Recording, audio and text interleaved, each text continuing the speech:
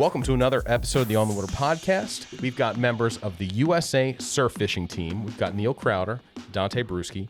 Each species had an assigned point total. So, for example, tarpon was 100 points. 5 minutes until the horn would go off, and there'd be 30 anglers just lining up right there. You were ready to throw bows, weren't you? I was made out there first every time. And we were locked in where the whole team had to actually jump over the fence, scale like a 10-foot wall, and pass our rods over. And being forced with that and still do well, that is a... It adapts very quickly. Yeah. You gotta play the hand you're dealt. Welcome to another episode of the On the Water podcast. It's beautiful. Let's go!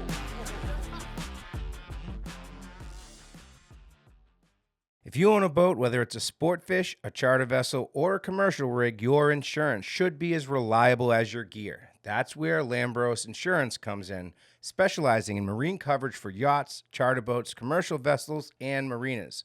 We understand the water because we live it. Dean Lambros isn't just an insurance pro. He's a seasoned captain with years on the water. Protect your boat, your business, and your passion with a policy that actually fits. Visit LambrosInsurance.com or call Dean directly, 203-644-4044, and get covered by someone who speaks your language. Welcome to another episode of the On the Water podcast. I'm Jimmy Fee. We've got Anthony DeCicci, and this week we've got members of the USA surf fishing team. We've got Neil Krauter, Dante Bruschi. Guys, I'm just going to come right out and ask, what is the USA surf fishing team? Tell me about it, because I'd heard about it a little bit last year, heard about it a lot more this year, but break it down. What's the team? yeah, sure, there's a lot to kind of unpack there. That was I asked the broadest question first, so... Yeah, so the USA surf fishing team, it's a relatively new team under U.S. Angling, which is kind of our U.S. federation that's recognized by the more kind of worldwide other fishing bodies. And started in 2021, and that's kind of right into the thick of COVID, right? So international travel was tough, but it's slowly kind of gotten off the ground. And, under U.S. Angling, it's not just the surf fishing team. There's the bass team, there's a kayak fishing team, ice fishing, a predator fishing team, they call it. Now, the kayak fishing team, is that what Eric Harrison, who does some writing for us, he was just in Italy. Is that so? Same? Exactly. Okay. Exactly. So same thing. That they just fished in the World Championships. So the surf fishing team, we haven't gotten to World Championship stage yet. Things kind of have to progress, but it seems like we're almost there. Another year, maybe 2026, maybe 2027. So it is annual. So what we just fished in was the Pan-Am Championships in Costa Rica, and that's an annual event. It's been held in Costa Rica. Where we just came back from a couple weeks ago, but it was there last year as well. We're hoping that all signs are kind of pointing to the U.S. potentially hosting maybe in 2026. Any idea what part of the U.S.? We don't know for sure, but some early hypotheticals that were thrown out there was potentially Florida for the mullet run. Okay. Or potentially, Texas, Gulf Coast. I would think that the Northeast is the surfcasting capital of the U.S. I mean, I've surf fished in Florida. I've never surf fished in Texas, but I mean, how do you get better than up here? I mean, it doesn't get better than up here, but the tarpon and the jacks is the main draw down in Florida. So yeah, I think The mullet run is pretty damn cool. The mullet run. Yeah, I think maybe part of it too is and for the Pan Ams, a lot of the Central and South American countries, they have tarpon, they have jacks, they have snook. We have all those. I think if we put a bunch of those, the Costa Rican team and the team from Mexico and other countries on, the shorelines of Montauk, they might not make it home. Yeah, I mean, that's a good point. Yeah, That's actually pretty fun. But I mean, you guys should be able to do that. You're basically like the Jamaican bobsled team at this stage. It's 4 years, right? Of starting a new nationally competitive team. I don't like your analogy. Why not? Because the whole premise That's of the what I Jamaican pictured when you're bobsled like- team is like they didn't have snow there, okay? Like these guys, they surf fish in the best surf fishing place, and I'd put it up against anywhere. So, so is there a world championship out there? So not yet. Okay. But so following the Pan Ams that we just came back from, we've since submitted a proposal to SIPS, it's called. I won't try to translate it, but it's based in Italy, and they're kind of the master confederation for all competitive international fishing, and it roughly translates out to the Worldwide Sport Fishing Confederation in English, something like that. So the proposal's been sent.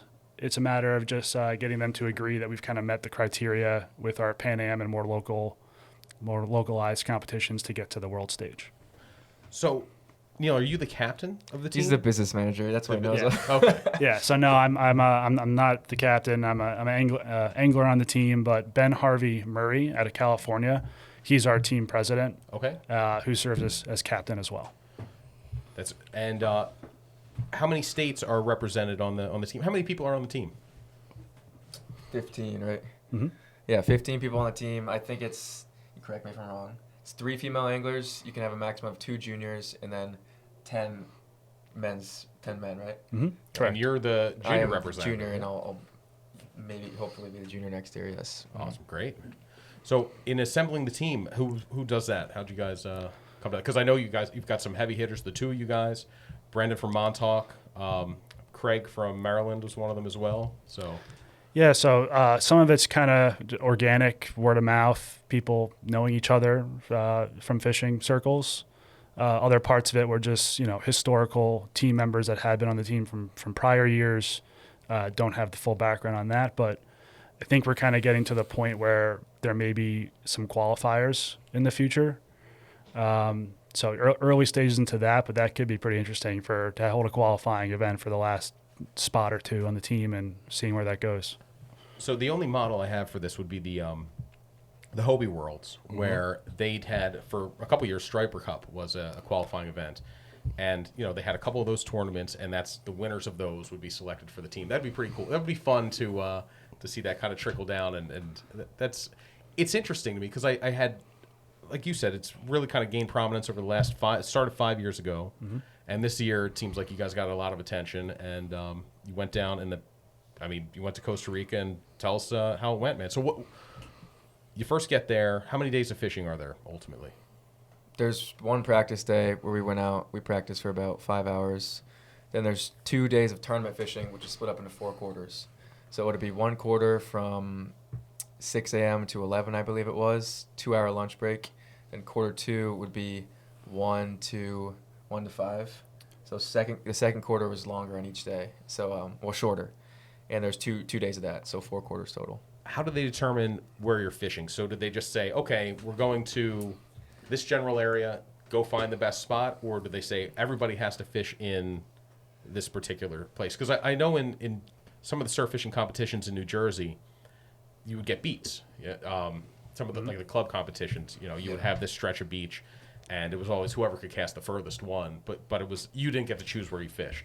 How'd this one play out? It's very simple. It's just 2 flags, and you get a mile of beach. It was about a mile of beach for all 7 countries to freely move without and fish. You can walk out to sandbars. You can walk out to troughs. You get a mile of beach to freely fish, and that's about it. Yeah, maybe let's kind of set the scenery a bit. So we're fishing, basically a remote jungle beach. There's nothing there. It's a river mouth that comes down from volcanoes in the rainforest out to the beach, spitting out dirty chocolate milk water. This isn't so. We're on the east coast of Costa Rica when we did this, so we weren't on the Pacific side. So target species were tarpon, jacks, snook, snapper, Cubera snapper, grouper, barracuda, sharks, and each different fish had a assigned point system. But yeah, that river was spitting out some really dirty water. We had high surf we were dealing with that we can get into, but it was pretty wild. So the point system, is it on size? Is it on, I guess it would be centimeters there, or was it just each species was worth so much?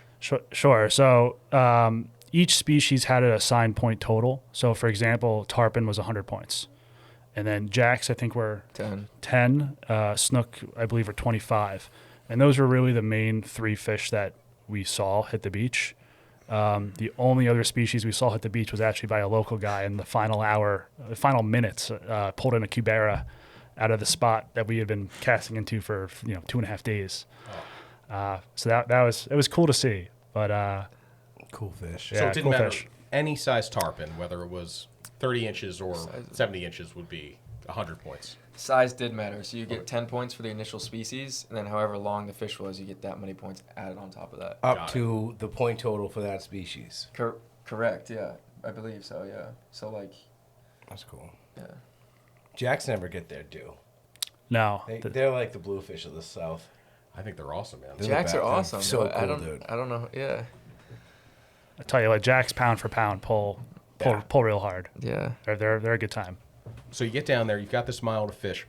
Sizing up the other teams, do you guys speak Spanish? Was there a language barrier there? Or? It was definitely tough to communicate with the other countries, but our coach, Jose, owner of NLBN, he does speak fluently, so it was very nice to have him on the trip. Yeah, So he's the coach? He's the coach, yeah. He was the that's coach cool. for this Okay. year. Yeah, he was pretty essential on the beach when we would land a fish and you can't really communicate with the judges in their native language, our native language. So there'd be fish that were there was minimums too. There was a minimum size that you had to hit to be eligible. All lanes were fork length as well, I should say. So I had a fish hit the beach that was right there, and I thought it was there. I thought the nose board was a little not Wonky. straight up. Yeah. And he was essential in kind of, pushing back on that and fighting for it. At the end of the day, it was short, but it was nice to have him in our court. Yeah. So you're looking at like the Sharpies. What other countries were you competing against? So it was Pan Am. It would be obviously It was Costa Rica. Costa Rica, Mexico, us, Venezuela, Honduras, Ecuador, Guatemala. Guatemala, yeah. I'm so curious what the surf fishing cultures look like in those other places. We were out like 200 yards about on a bar out there, and they were throwing bait casters. Oh, really? Like, neck deep water, they have bait casters throwing bucktails, and I mean, I don't know what they were, but they had to have been sealed. We were out there for 40 to 20 hours straight. Did anybody see Van Stalls or anything? Anybody had or any? Only country with Van Stalls was us. Yeah. Right. I'd love to see what those bait casters are looking like now after being dunked for 20 hours. But That's it was crazy. the other countries were definitely a little more finesse. We were a bit more power. Yeah. Kind of checks out. So I saw some photos where it seemed like you were like way deep on the furthest bar. Yeah. What was it like getting out? Like, what was the bottom like? It's very sandy bottom. Okay. Like, no rocks. Yeah. It was very sandy bottom. Actually, so there was a practice day, right? The Yeah. practice day is about 5 hours, and Costa Rica didn't come to the practice day. Ooh. So there's a reason for this. Allen Iverson. We're walking out to the bar. Me, Neil, and Brandon are walking out there on the practice day. We get about 70 yards out. Nothing crazy, but we thought we were casting into deeper water because we knew there was a bar edge, and we're like, oh, we're getting into deeper water now. But there was just a trough that you had to go down to like probably neck deep water, and then it comes back up again, and then it goes out another 100 yards. And Costa Rica shows up on tournament day, and they go straight out there. And then we and Brandon look at that, and we're like, oh, we didn't see that, and me and Brandon just headed straight out there. And, yeah. So they knew they had the inside Home track on that if and did Field not. advantage. If we were hosting if we're hosting on like Nantucket, my home waters, I wouldn't show them how I fished on a practice day. Yeah. Yeah, because I was gonna watch them on the practice day to see what they're doing, tactics and whatnot, but they weren't there. Yeah, them not showing up was a strategy I definitely respected. I respected that. So did you guys catch anything on the practice day? How were you feeling at the end of the day of practice? To be honest, it was tough. The conditions were really tough. I think on the practice day, we landed one jack. You were the only one that landed. Yeah, maybe two. I didn't see any other teams catch anything that day. But we were trying to figure it out. It's hard to explore that. Really pick apart that beach, the full kilometer or the mile, in dirty water where you can't really see what's going on. So, we hit the spots we thought were going to be good, but I think, by the end of day one, we knew you wanted to be out on the furthest bar along the river edge. Now, were you seeing bait? Like, were you seeing mullet or anything running around out there? Or? During the tournament days we were, but not the practice day. We were seeing little 3-inch bait. What did they say it was? Sardines? Cigar minnows. Yeah, Yeah, I think sardines. something of that nature. Yeah, I mean, the visibility got real bad at one point. At one point, we were out in that outer bar, and I was standing with Dante and Brandon. I'm like, hey, guys, like, put your hand in the water. And within an inch of going under the water, your hand was just gone. And it was... Gonna take a miracle to yeah, hook a fish in that. any bites were reaction bites. Dante figured out that a lot of our bites were actually coming, letting our offering sink down to the bottom at the end of the cast and then ripping up.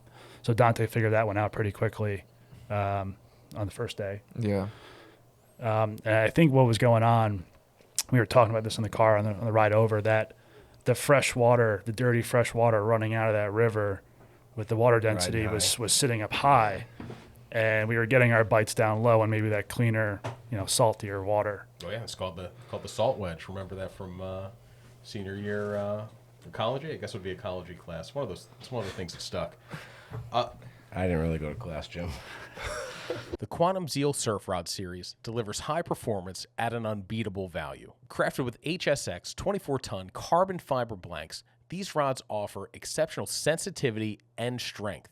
The stainless steel guides with zirconia inserts ensure durability and smoothness while casting, even while charging through the waves and climbing onto rocks. The double locking graphite reel seat keeps your reel in place while putting the brakes on big bass. And the moderate fast action helps bring plugs to life and keep stripers pinned. Fishermen have 5 models to choose from, with prices beginning at $139.99.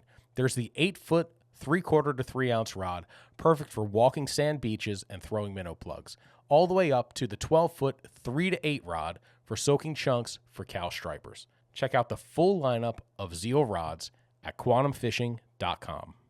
So what gear did you guys bring down? Like what are you using? Your same stuff you're using on Nantucket, or what rods? We had a ton of generous sponsors, just to name a few. Jigging Worlds supplied us with rods. Penn supplied us with reels. NLBN gave us big boxes of tackle. So tried to use the sponsor gear as much as we could, but we obviously all used some of our own gear to our own preferences as well. But one thing with travel and trying to travel with surf rods, I'm sure many of you have tried. You're not traveling with a 11-foot one piece anywhere. So I think that was an adjustment for some members of our team. Finding a rod that's gonna break down 60-40, 70-30, and still making sure it meets airline requirements. I was a one-piece snob about surf rods for years, and then I got a different car and no longer could be a one-piece surf rod snob. So I have all 2 pieces now. I think a lot of that bias against one-piece rods comes from like 20 years ago when you had they weren't lasting as long, and the feel, it kind of deadened the feel of it. Right now, they're all so good. But I know from traveling with rods, I have like a big bazooka, one of the big Plano, I think it's called airliners. And that's fantastic. But no matter what, like the TSA will find a way to break it. I mean, they Fort Knox, and they're... Yeah, we actually have the team figured out a pretty good fix to that. And it certainly credit Chris Solomoni for coming up with this on the team. But so that same case you're talking about, most of the team had that exact same case. And I guess with TSA, they always try to open in the middle where they're not supposed to open it. So for one, you got to put stickers on the top of the case saying open here. But then 2, when they go to close it, and they jam stuff in, that's when they'll snap a tip, break some guides. So Chris came up with the idea of buying a shower curtain rod, an expandable shower curtain rod, and stuffing that into the case with the rod so that's always the highest point and that nothing can get crushed down so on if they it. do slam it, it's not going to break anything. That's a good tip there. Yeah, That's great. They lose the... so it has a cotter pin because it's extendable, that thing, and they've lost that so many times on where it comes back and it's just... And then loose, just mashing. Oh, it's brutal. And they close it, and your rods are done for. Yeah. And that's a big issue if you're going down for something. If you're on the way home, you'll deal with it. It's expensive and it's a pain in the butt. But on the way, that's a devastating thing on the way to your trip. So you guys got all the gear down there safely. What was your setup you used throughout the whole thing?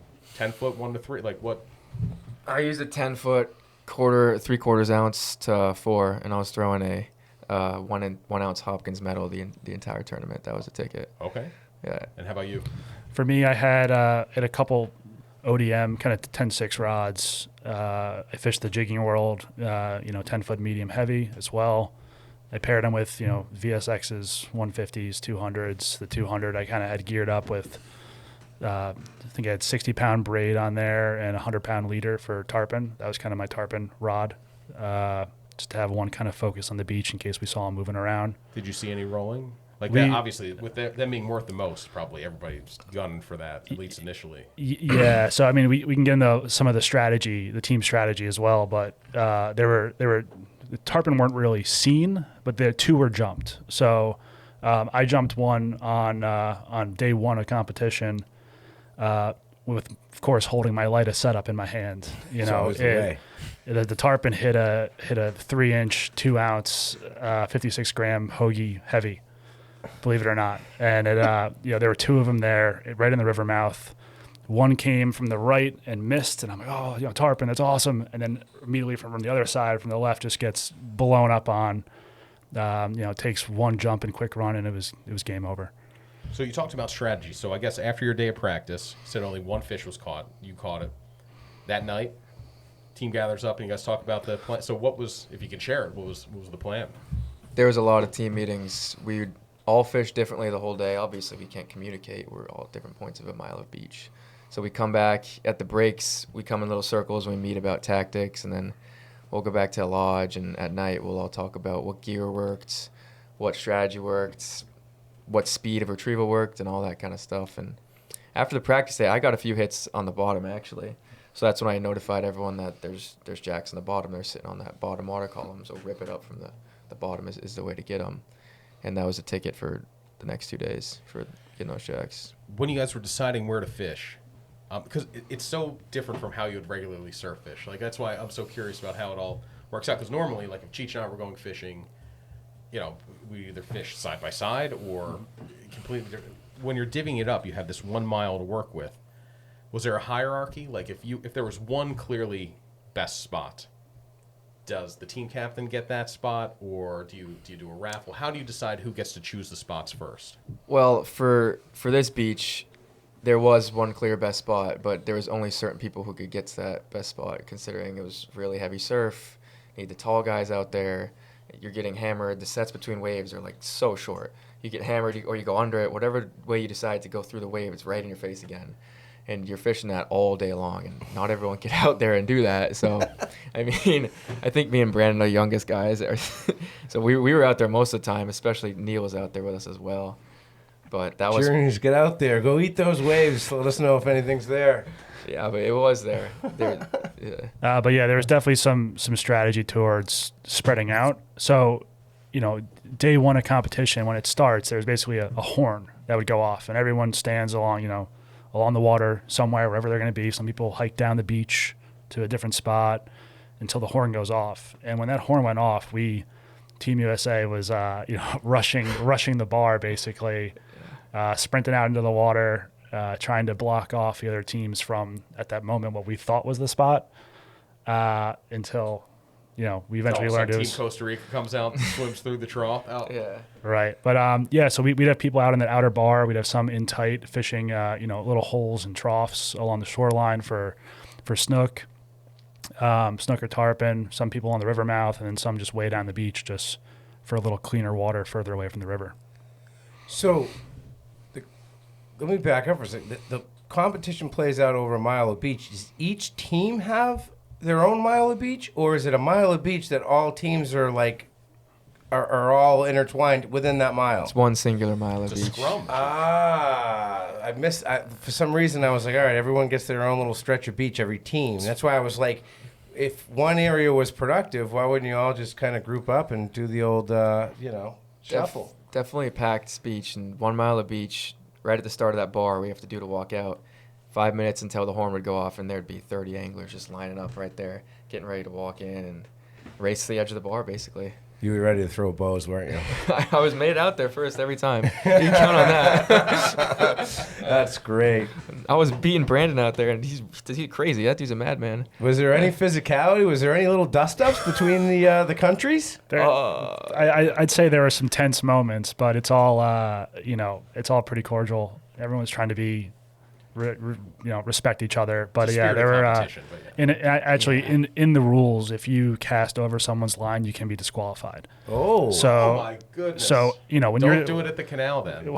it felt like the canal out there at times where fall at the Jersey Shore, everyone lined up shoulder to shoulder, but there was a lot of casting over the lines. I think Brandon got hooked at one Brandon point. did get hooked. I was next to him for that. by a guy in the Costa Rican team. All unintentional, of course, but no one was disqualified Do for you that. know it was unintentional? No, we don't. There were definitely some other shenanigans in play and certain other things, certain home field advantage that Costa Rican took. But Can you share any of those? Everyone, yeah, so we first day of the competition. So there's only a couple. We're basically staying in these like remote like tarpon lodges, right? And there's a couple along this stretch of beach, and each team was more or less in a different lodge, or were sharing with one of their teams, something like that. And the first day of competition, I'll back up. I guess last year, Team USA got to the beach, and as soon as they got to the beach, day one of the competition, they blew the horn to start because I guess the boat was late. We get picked up in a boat in the jungle and then drive through the jungle, the river, out to the beachfront every day. So I guess last year the boat was late or someone was slower and we got off to a bad start. But this year we go to leave to our boat early to get there on time, and they locked us in the gate. There's a gate around the lodge, and we were locked in where the whole team had to actually jump over the fence, scale like a 10-foot wall and pass our rods over. And but I guess they do that so all the jaguars don't come in at night. I would have just used my surf rod and pole vaulted that. Everyone climbed it. Broken rod number 1. Haven't even made a cast Your yet. surf route would need to be made of. I don't know, dude. The handle you pole vaulting. So back to day one. Costa Rica held back. Finally, you see they're all heading to the bar, and then you guys went out there and kind of spread out. How was the fishing? Were they? What were they throwing? Do you remember seeing? Did you see what they were throwing? They were throwing little medals and bucktails. Okay. I can tell you that's the only things they were throwing. Yeah. Do you remember the first fish that any team caught? Did you see it hit the beach? It was Mexico. Mexico caught the first fish. I think it was a decent jack. It was the guy who won gold at the individual golds, but that was the first fish landed. And the first day it was very slow, like a jack probably per hour. It was very slow fishing, tough fishing. You had to be out there and make every cast count because these jacks were coming through in small schools. So that jack gets landed. Does he then have to suppose he's on the outer bar? Then has to take that all the way in. Oh boy, I'll explain this one. Yeah. So one of the rules is you can't touch the fish unless it's dominated on the beach, which means when you're out there and he's in this water, if you get it to like your side, you can't pick it up by the tail and walk it in the beach. You have to walk 200 yards while getting hammered by these waves and drag that fish onto the beach without touching it, according to the rules. So you'll be falling in the troughs, dragging back the jack, finally drag him onto the beach, score that jack, release it, and then get back out there. My first jack I hooked, and I was like, oh, let's go. I think I was the second person to hook up. Drag it all the way back, like 10 yards before the beach, spit the hook, and that's it. Yeah, that's it. You got 200 yards of space for that jack to spit the hook. That's the hardest part of it. Yeah. That's a whole. Hooking up is the whole first part of the deal. Hooking up's the easy part. Landing that fish is the hard part. And after you've gotten to the point of the fight where it's basically, if you were back home, you would grab the tail, grab the leader, or whatever. And man, that's an interesting wrinkle there. Yeah. Yeah, I mean, it was probably at least a 10-minute walk back. Yeah. Through the water. It's hard enough to keep a fish button for 45 seconds to a minute. Yeah. So Mexico you caught the second one. Oh, you hooked the second one. And that one shook Spit off it. and Yeah, then shook walked off. Back. So he said day one, Jack and Hour was being hooked. Did you know the score at the end of the day? Did they tell you like, okay, here's where everybody's ranked? How did the standings fall out then? I'm not sure how the standings fell out at the end of day one. I know there was definitely under 6 fish caught, correct? Yeah, at the end of day one, I think we were in fourth. With one fish on the board, which was Dante's nice jack. So I think there was a snook caught day one. Mm-hmm. I saw another snook landed that was too small. It was really small. yeah, it was mostly a jack fest until day 2 when Team USA Caleb Hood caught basically the fish of the tournament in a big snook. Family owned and operated for over 65 years, AFTCO represents unparalleled quality. From inventing the roller guide to introducing the world's first pair of true fishing shorts, which is some of the most comfortable shorts you'll ever own, by the way, AFTCO not only delivers products proven to perform on the water, but are true leaders of conservation as well. Their pledge to protect and conserve has 10% of your AFTCO purchases going directly to supporting conservation initiatives. Beyond their fishing shorts, a couple of my personal favorites are their ultra soft coastal layer hoodie and quarter zip, their line of Reaper hoodies, and their barricade bibs and jackets. Check them out at aftco.com. So you hooked 2 jacks on that day, on the first day? I hooked a couple. I landed 1 jack. One I hooked and dragged all the way back to within a few steps of the beach, and he spit it. And others I hooked up out there at the bar, and I dropped it out there or whatever. But they clearly had a dial, man. If you're getting the bites on a day where only 6 fish hit the beach. Yeah, so the technique was throw out a Hopkins metal, very small profile. I think it was 1/4 ounce or one of those, I forget. But I would let it fall all the way to the bottom, and then once it's at the bottom, I'd basically rip it up as fast as I could. Like it was a very fast retrieve, and rip it up as fast as I could, and then Jack would just hit it. Now, how big were the jacks? My jack was 70 centimeters or 70, I believe. Yeah, 30 inches, right? 70 centimeters fork length. So Fork length, 70 that's a good centimeters. size jack. It was a good jack, yeah. So day 1, you guys are in 4th place, and day 2, we did the spoiler alert. So big snook. How big was that snook? it was. I don't have the measurement here in my head, but it was a solid snook. It was a snook that I'd be proud of catching in Florida. I'll put it that way. And this was out on the bar too, wherever same strategy for day 2, pretty much. So Caleb, he was working basically this hole, right?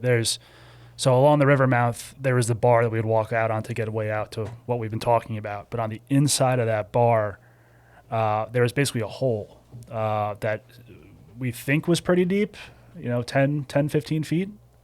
And he pulled that snook out of there on a 3-inch NLBN paddle tail.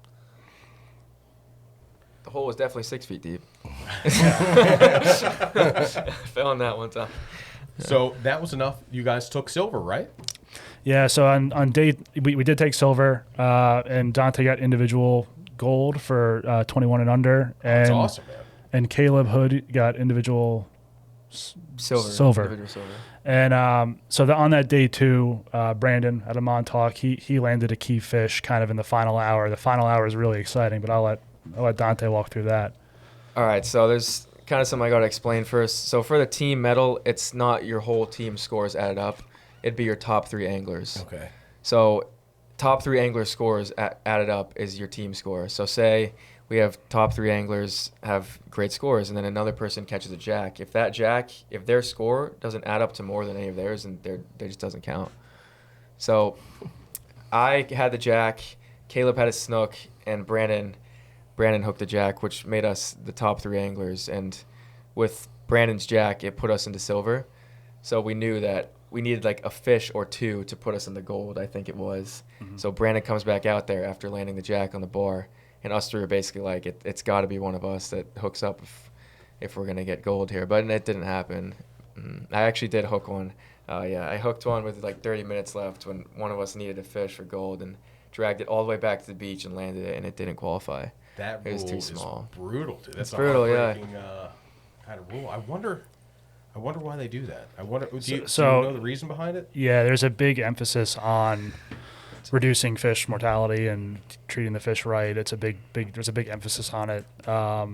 Strict catch and release. You can get disqualified if a fish is, doesn't survive a release. So I think a big part of that was just keeping the fish in the water as long as possible before getting it to the beach and getting a quick measurement, and back it goes. Now, were there any gear restrictions? Yeah. So in part of being good to animals, there's a rule where it's strictly artificial. So by that also meaning like you can't use real bucktail hair. So that was only quite a hoop. synthetic. only materials. only synthetic. There are some rumors that some of the Costa Rican teams were using monkey hair. And Juicing. Which is technically legal. yeah, so for them, I guess that's legal. I mean, some of those rules were specific to Costa Rica, holding it there. So I guess you can use monkey hair, but if it's your monkey, I guess it's okay, or something like that. Somebody out there in the jungle shaving monkeys. Yeah. When we found out that rule, I can say we were all scrambling to get the right bucktails or tie up our own with synthetics because I don't fish any synthetic bucktails. And No, Yeah. I mean that is the whole thing. It's right there in the name, you know. yeah. Like my favorite bucktail company recently went to synthetic material over the last couple of years. It was kind of devastating to see that happen. I have like a little some that I've hoarded, but looking for a new like favorite bucktail. So it just doesn't fish the same. Synthetic, it doesn't move like a natural material, and how about that? That would be. I would show up with a case full of bucktails and just have to throw them out. Like that would be brutal. Yeah, we're glad that got went around in the team chat, and we had team calls before Costa Rica to figure out all these things and go through rules. And I'm really glad someone brought that up I have because my pork rinds too. exactly. And there was a I dispute. just bring my own pig. There was a dispute kind of resolution process towards that too. So if you wanted to basically call out another angler on another country for using real hair, they would conduct a burn test on the beach, as the real bucktail hair, it will burn different than like a synthetic. This synthetic kind of just like melts, right? Mm-hmm. Yeah. No, that never happened, but there was a provision in place for it. That's wild. So no feathers either. No feathers unless it's your chicken. Yeah. That was a tournament rule. Yeah, tournament rule. Couldn't you just do the honor system? Like I pluck this off my chicken that gives me eggs back home, and I suppose. I mean, we weren't trying to fuss with any rules whatsoever. I mean, getting one guy disqualified would be a big disadvantage. Yeah. But yeah, there's definitely some wiggle room there for sure. if it's your chicken, you can I take like the it. feathers from it. That's brother. That's the interesting thing about tournament fishing, especially something like that, is there are rules that you wouldn't adhere to normally in your day-to-day fishing. And one of the questions I wanted to ask you guys, after going through this, after doing the whole tournament, would you go back to that beach in that area? If you were just going to fish for fun, would you choose that area as your vacation?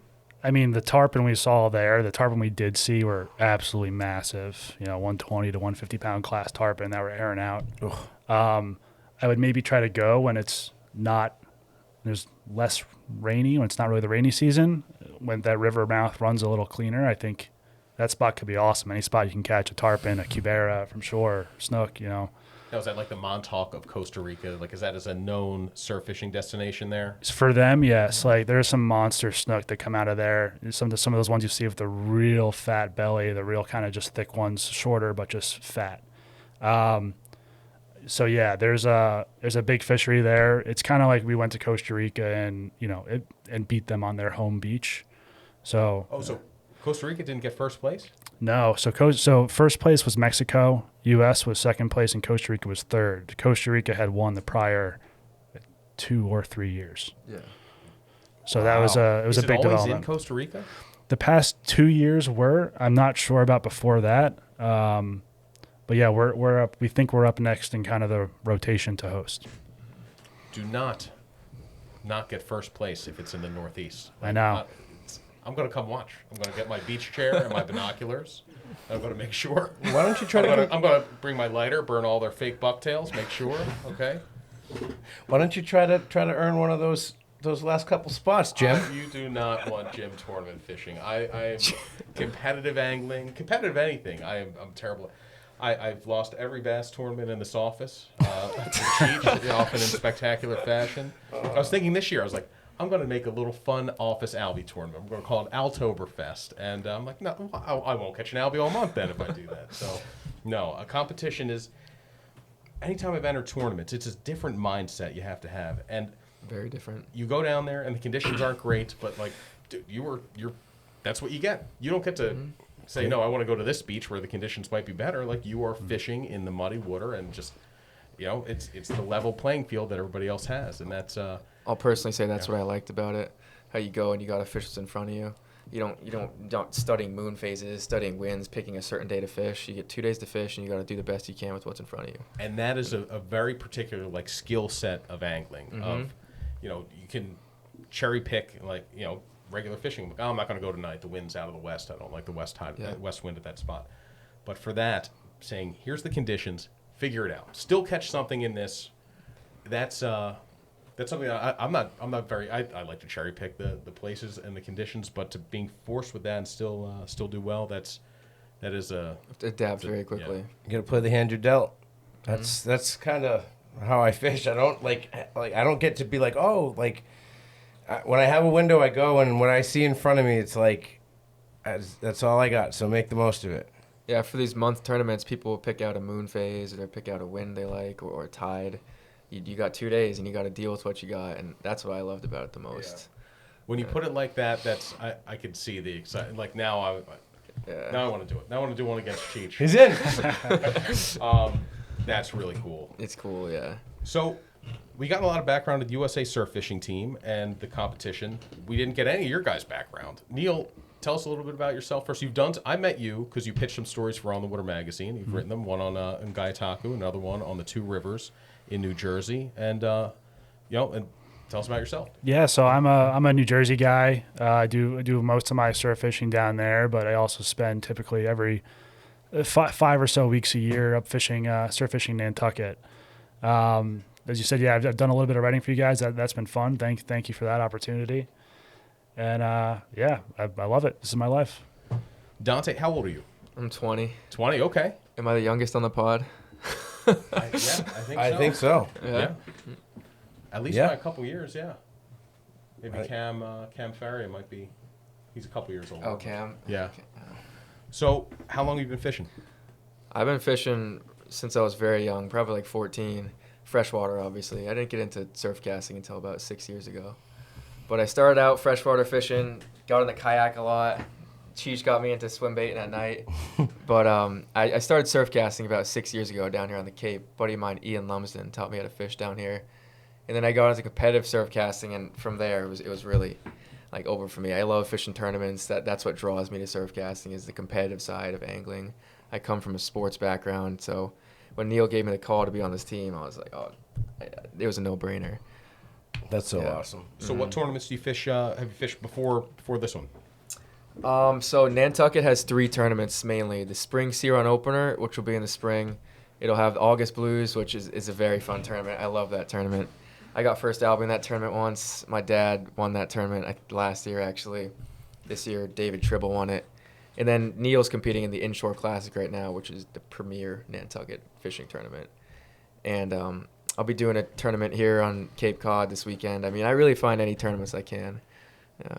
Surf fishing has a lot of good tournaments. There are we had Ron Aaron here, and he kind of rose to fame for distance casting. Distance casting, correct. Yeah. And then there were the club tournaments I talked about earlier, where you get your little beat on the beach and however many inches of fish you can catch during that. Then there's the longer, like you said, month-long ones like the Martha's Vineyard Derby and the Nantucket Inshore Classic. It does add an extra level of excitement to the fishing on it. To me, I cave under the pressure. I'm just a competitive guy. I like to bring in the competitive side into it. Yeah. Montauk Striper Challenge is coming up. I'm going to try to get down to Montauk to do that. Oh, nice. Yeah. Have you fished Montauk before? I haven't, but I've got a good guide down there in Brandon. So. Yeah, I was going to say, you got your teammate down there. Yeah. He'll get you on the stuff. So yeah. That's good. Neil, so how often are you on? So you split time between Jersey and Nantucket? Yeah, for I guess for fishing, yeah, I'm always fishing Jersey Shore basically, throughout the year. But for Nantucket, I'm usually there for the 5 weeks that are the Inshore Classic, and maybe a random weekend here or there throughout the summer. But yeah, the Nantucket fishing community is awesome. That's how I got to know Dante, and a lot of good anglers on those beaches, a lot of good camaraderie. It's a fun time. Is the Inshore Classic, is that like invite only, or can anybody jump into it? No, anyone can fish it. It's awesome. So basically the format is there's 4 eligible species, albie, bonito, blue, and striped bass. And it's your largest of each species, inches combined, is your score. There's a boat division, there's a beach division, there's fly divisions, junior divisions as well. So yeah, it's a great tournament. It always keeps you thinking. That's pretty cool. I like that format. Now, It's a tough tournament for sure. Yeah, competitive. Yeah. Oh yeah. Very. It's very competitive. Very competitive. A lot of bragging rights going around. Yeah. Keeping your boat in tip-top shape is hard, especially when it comes to upgrade projects. But I know a place that makes it much easier. Boat Outfitters makes custom solutions designed to enhance your fishing experience on the water. They offer tackle storage systems, bait prep stations, cutting boards, rod holders, and leaning posts that keep your gear organized and accessible. Their durable King Starboard marine plastic is built to withstand the harshest conditions and will last the lifetime of your boat. For over 40 years, boat builders and boat owners have trusted Boat Outfitters for innovative, durable boat accessories and hard-to-find parts. Whether you're upgrading your boat with OEM replacement parts or customizing storage solutions for a more efficient setup, their team of knowledgeable engineers is ready to help you plan your next project. Boat Outfitters, proven parts to max out your time on the water. Check them out at boatoutfitters.com today. now, comparing New Jersey to Nantucket, what's the difference in the surf community? Nantucket, I know, is probably a little bit more closer knit with fewer people. Yeah, I meet awesome people on the beach in New Jersey all the time too, but it's definitely a bit of a different vibe. You don't know who you can talk to, who you can't talk to, who wants to be talked to. It's a little more combat style in the fall for sure in New Jersey than it is in up in Nantucket, but there's more room to spread out, I'd say, on Nantucket.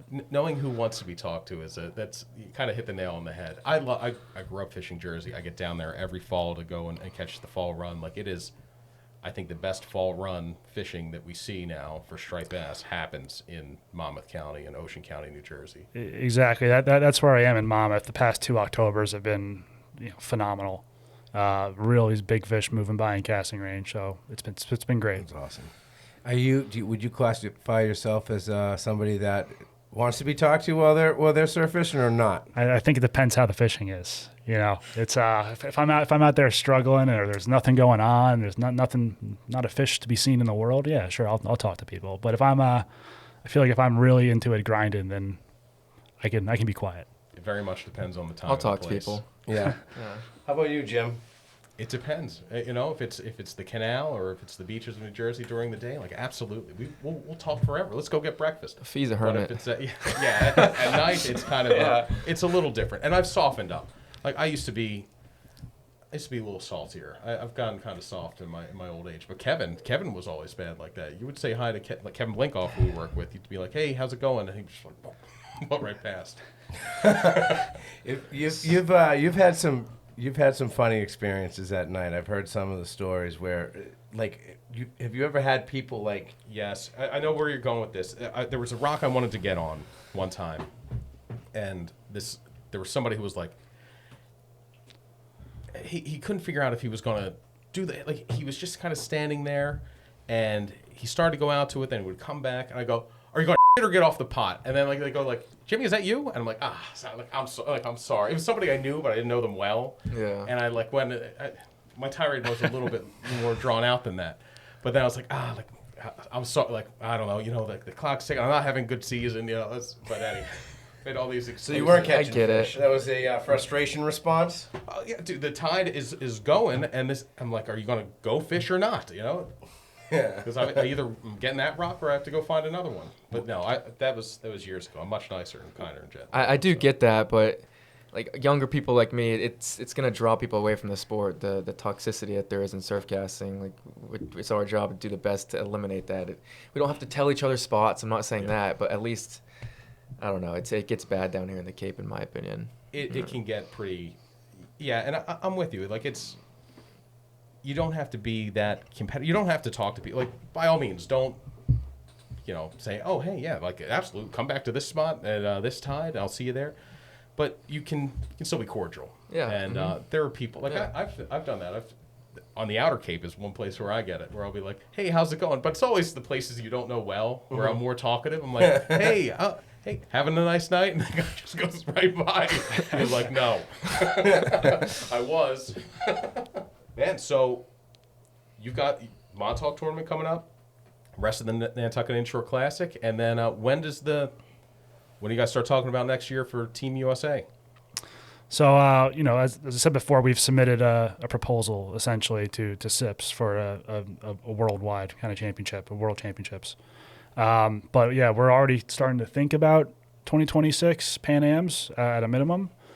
We're only a couple weeks post the current Pan Ams we just did, but we're certainly thinking about it. We certainly got to work on getting support again from sponsors and donations from wherever we can find them, really, to help support the team and U.S. angling financially.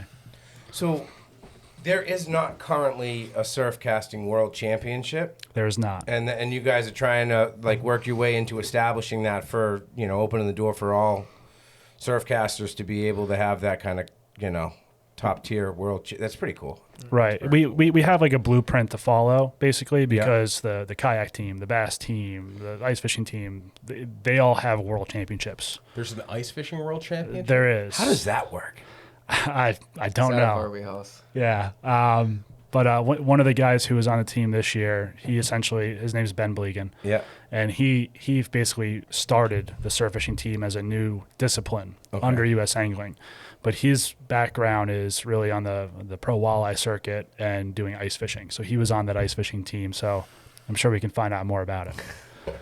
So if you guys could choose, if SIPS came down and said, okay, yeah, there's going to be a world championship, where would you most like it to be? Not the U.S., not North America. Personally, us personally? Yeah. Probably Florida. I mean, that would be sweet. So ever since seeing that tarpon air out at 200 pounds, fall out in front of me and splash in the water, it was 5 feet in front of me. I just need to get my hands on a tarpon, so I would love to do it in Florida. Have you caught one yet? No. That was the first time seeing a tarpon. I can tell you the story if you'd like. Yeah. I'm out there on the bar 200 yards, and Lid, our female angler who hooked it, is probably 100 yards behind me, on the left side, fishing the river mouth. And she hooked it, and she was fighting it for about 10 minutes, me being 100 yards out. I don't know that.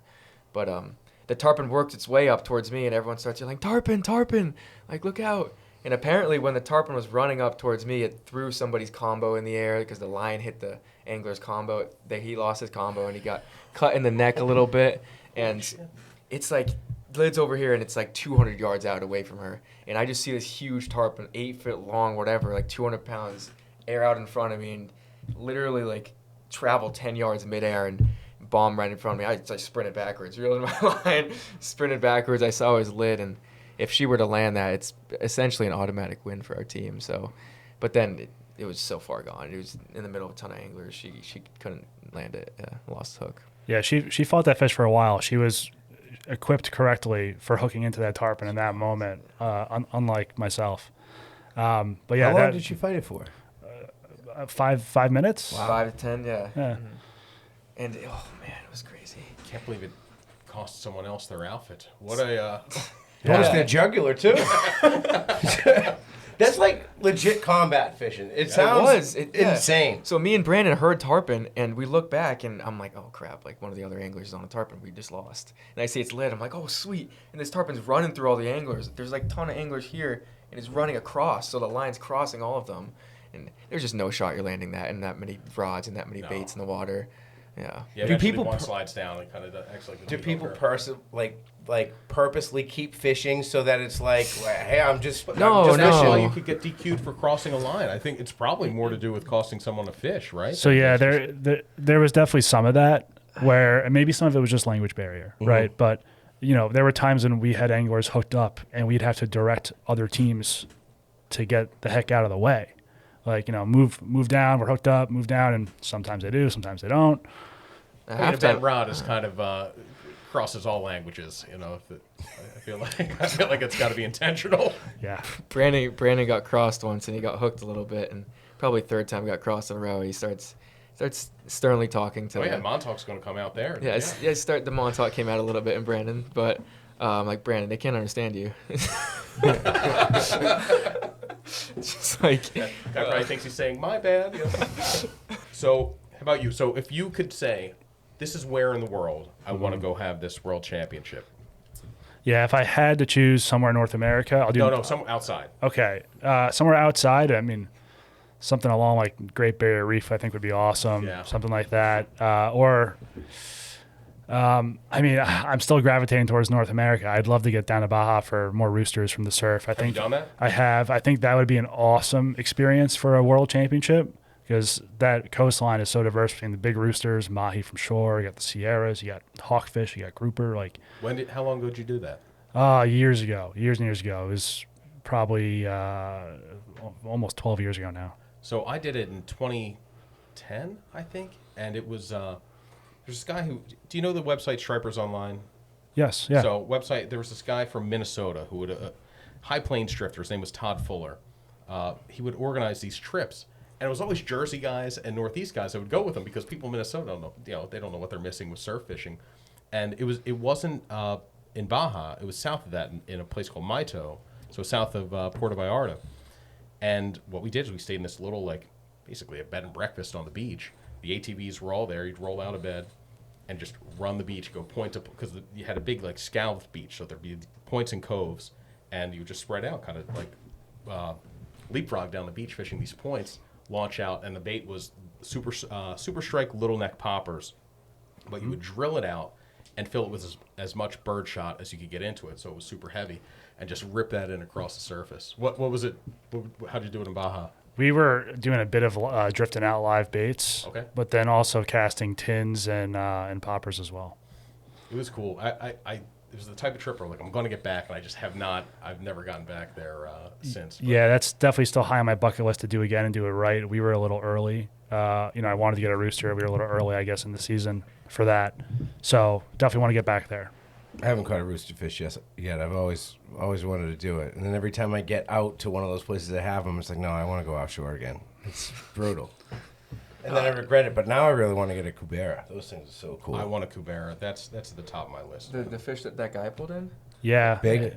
It was probably It was big. It was probably 15 pounds. Okay. Something like that.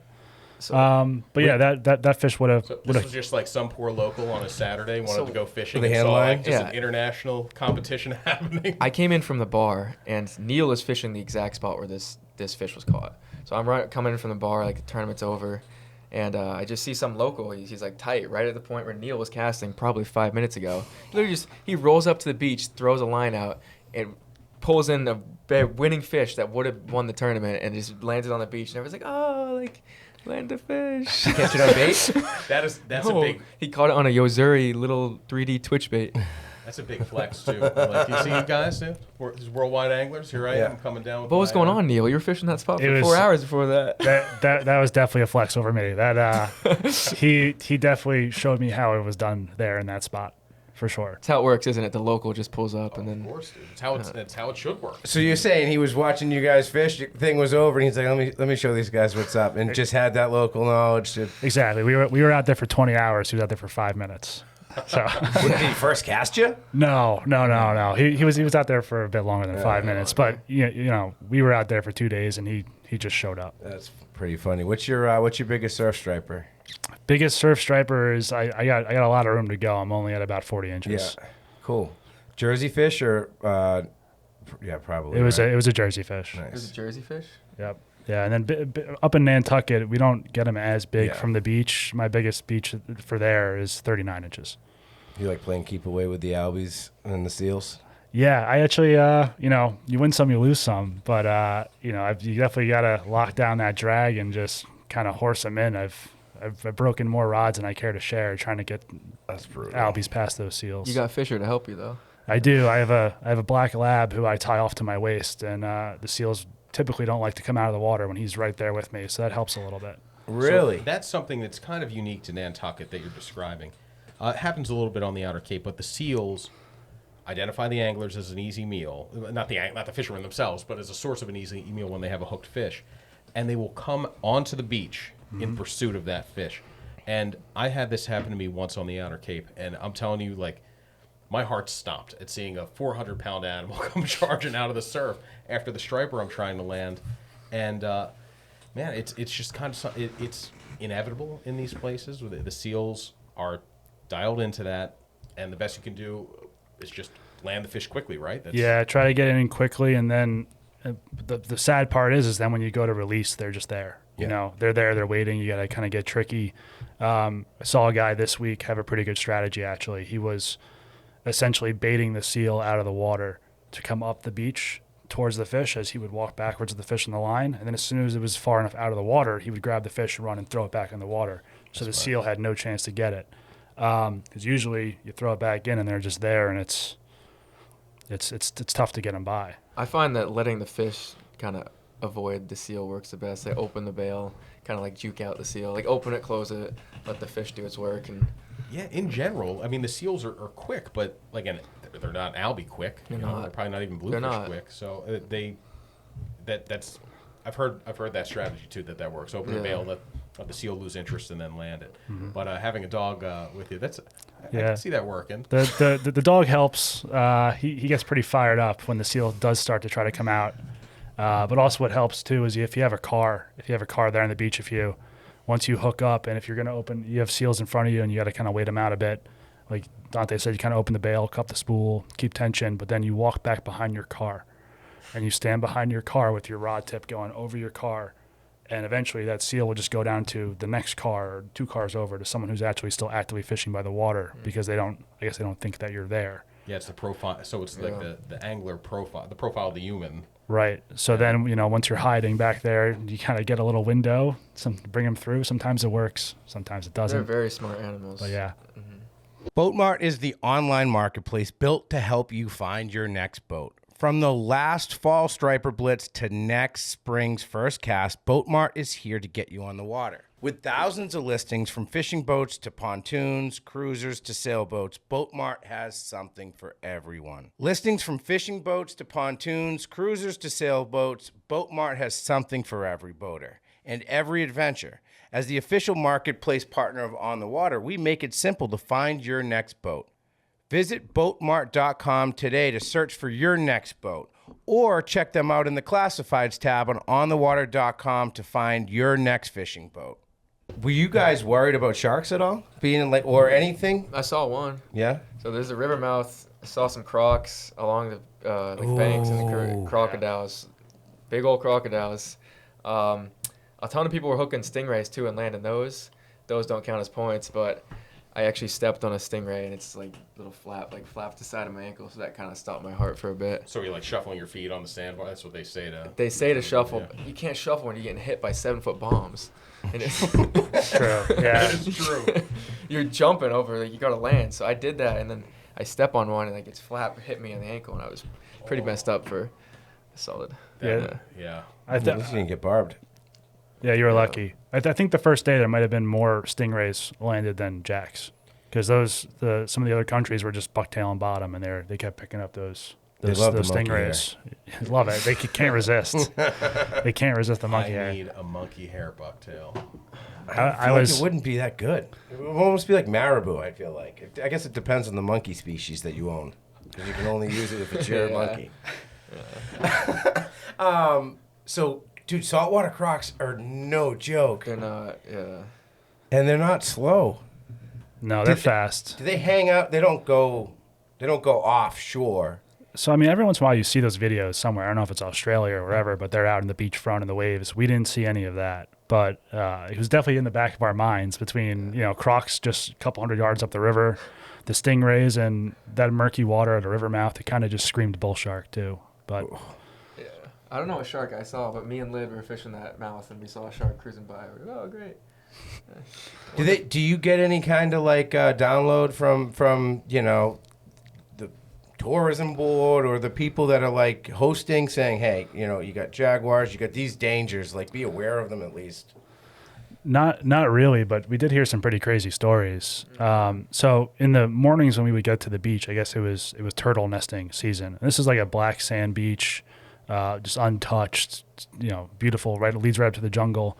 And every morning there would be turtle tracks, lots of them, going kind of up into the dunes. They would dig out their hole and then walk back. And one of the locals was telling, Jose, our coach, a story about how every once in a while they'll see those turtle tracks come out of the water and then just stop and then just get dragged basically out into the woods. And it's those jaguars basically coming up and dragging those massive turtles into the jungle. What? Yeah.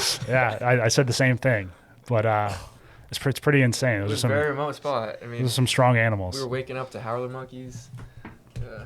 What a great experience, man. That's pretty very awesome. cool. Did you guys see any Akuna Mundes? You know what those are? They're weird creatures. They look like Crash Bandicoot, kind of. No. They're like a cross between like an anteater and a raccoon.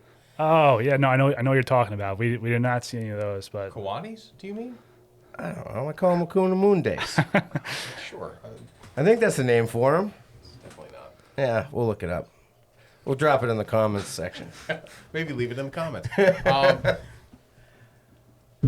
got anything else, man? What else? Anything we didn't touch on? I just got one thing for you guys. So I brought this just to show you kind of what the silver medals. Very cool. So that's the team silver medal. Just wanted to show you guys kind of what that's all about. That is very cool. There, not many surf fishermen have one of these, man. That is really cool. And you've got a gold one too. I didn't bring it, but yeah. Good for you, man. Oh, that's guys. Well, congratulations on the man for being relatively the newness of the team to take silver. It's got to feel pretty good. And gold next year if it's in Florida. Nothing gold or bust. Never coming on this Gold or podcast again. bust. Exactly. if it's not gold, I'm not going home. That seems like a wild experience. Congratulations and way to get it done. That's awesome. Yeah. Thanks so much for having us. If you want more information on the USA Surf Fishing Team, you can always go to the US Angling website, and then each discipline under US Angling has their own team page there as well. Also on socials. Yeah, we'll link that in the description below. Absolutely. And we'll see you guys next time.